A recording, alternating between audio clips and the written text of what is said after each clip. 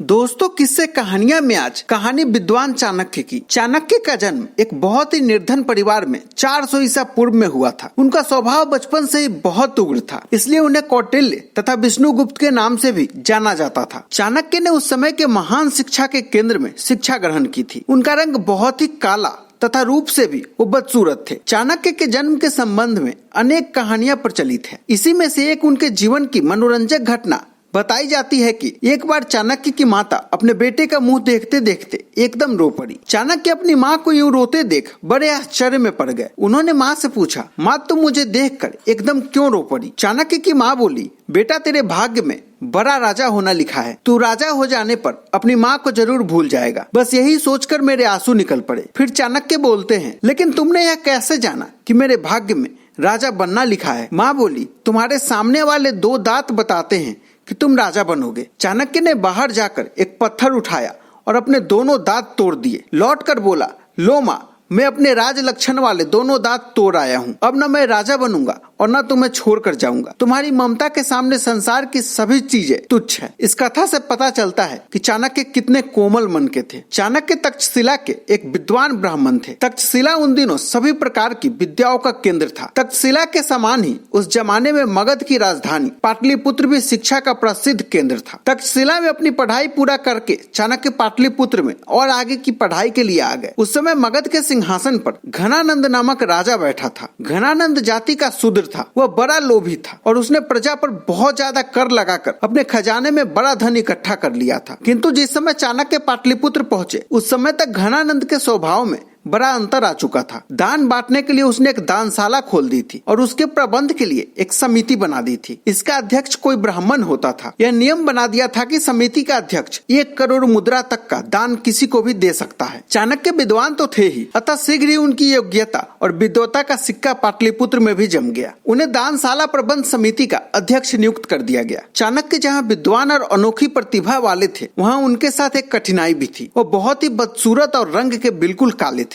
भाग्य की बात थी कि एक दिन घनानंद ने अपने दरबार में चाणक्य को बुलाया। इससे पहले उसने उन्हें देखा नहीं था। चाणक्य की सूरत देखते ही राजा को क्रोध चढ़ाया और उसने आज्ञा दी कि चाणक्य को दरबार से तुरंत बाहर किया जाए। चाणक्य भला यह अपमान कैसे सहन कर सकते थे? उन्हें भी बहुत क्रोध आया। गुस्से के मारे थरथर कांपते हुए उन्होंने दरबार में अपनी चोटी खोल दी और राजा की तरफ मुंह करके बोले, नीच, तूने आज मेरा बड़े दरबार में जो अपमान किया है, उसका बदला मैं तुझसे अवश्य लूंगा। मैं तुझे और तेरे वंश को मलियामेट करके मगध के राज सिंहासन पर किसी कुलीन व्यक्ति को बिठाऊंगा। मैं जब तक ऐसा नहीं कर लूंगा तब तक अपनी चोटी नहीं बांधूंगा। यह कहकर चाणक्य गुस्से में ही दरबार छोड़कर बाहर चले गए। वह पाटलिपुत्र से बाहर जा रहे थे कि तभी अचानक उनकी भेंट चंद्रगुप्त से हो गई। यही चंद्रगुप्त बाद में चंद्रगुप्त मौर्य के नाम से इतिहास में प्रसिद्ध हुए। चंद्रगुप्त को देखकर चाणक्य को लगा कि उसमें सचमुच ही राजा बनने के सारे लक्षण हैं। बस वह उसे अपने साथ लेकर तक्षशिला चले गए। वहां पर उन्होंने चंद्रगुप्त को 7-8 वर्ष तक शस्त्र विद्या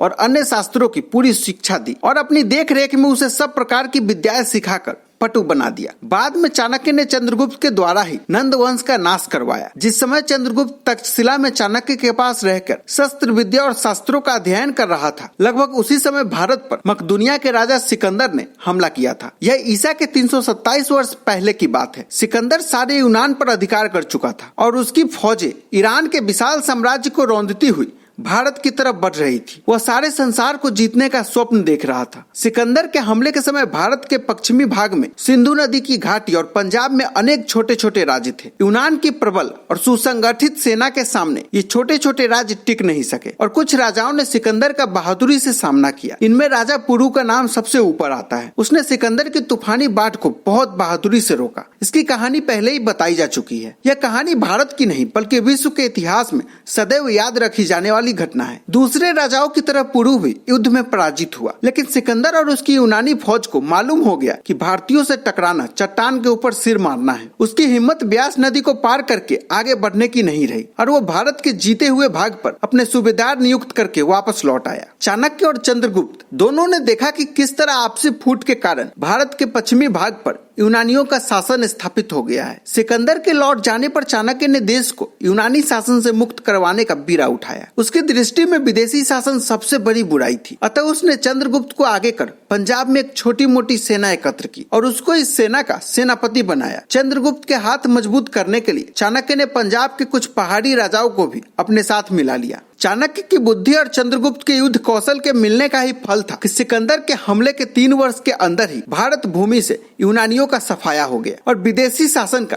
निशान तक नहीं रहा। इसके बाद चाणक्य ने अपना ध्यान मगध की ओर किया। उन्हें अपनी प्रतिज्ञा अभी तक याद थी। वे नंद वंश का नाश करके चंद्रगुप्त को गद्दी पर बिठाने की योजना बनाने में लग गए। चाणक्य ने अपनी कूटनीति द्वारा राजा नंद के विरुद्ध एक षड्यंत्र रचा और अपने बुद्धि बल से उन्होंने इस षड्यंत्र को सफल बनाया। कूटनीति के सभी दांव लगाकर उन्होंने अंत में नंद वंश का विनाश करने की अपनी प्रतिज्ञा पूर्ण की। उन्होंने चंद्रगुप्त को न केवल मगध के सिंहासन पर ही बिठाया बल्कि बाद में मगध के साम्राज्य को फैलाने में भी उसकी बराबर सहायता की। चाणक्य निसंदेह त्यागी थे। उन्होंने कभी भी महलों में रहना स्वीकार नहीं किया। चंद्रगुप्त जैसे महाप्रतापी सम्राट के प्रधानमंत्री होकर भी वे कुटिया में ही रहते थे, सादा खाना खाते थे और सादा वस्त्र पहनते थे। सारे साम्राज्य पर उनका हुक्म चलता था। चंद्रगुप्त स्वयं उनके सामने सिर झुकाकर खड़ा होता था। चाणक्य के समय भारत में 2 प्रकार की राज्य प्रणालियां थी, राजतंत्र और गणतंत्र। उस समय भारत में जो गणतंत्र थे उनका राजकाल आजकल के गणतंत्रों की तरह प्रजा के चुने हुए प्रतिनिधियों द्वारा नहीं होता था। वह तो एक विशेष वंश में उत्पन्न लोगों के प्रतिनिधियों का तंत्र था। चाणक्य के मत में राजा का आदर्श प्रजा के पालन व कल्याण की चिंता करना होना चाहिए। वही राजा अच्छा है जो प्रजा के सुख के आगे अपने सुख की परवाह न करे। प्रजा के सुखी होने में ही उसका अपना हित है। उन्होंने यह भी लिखा है कि राजा की आज्ञा के सामने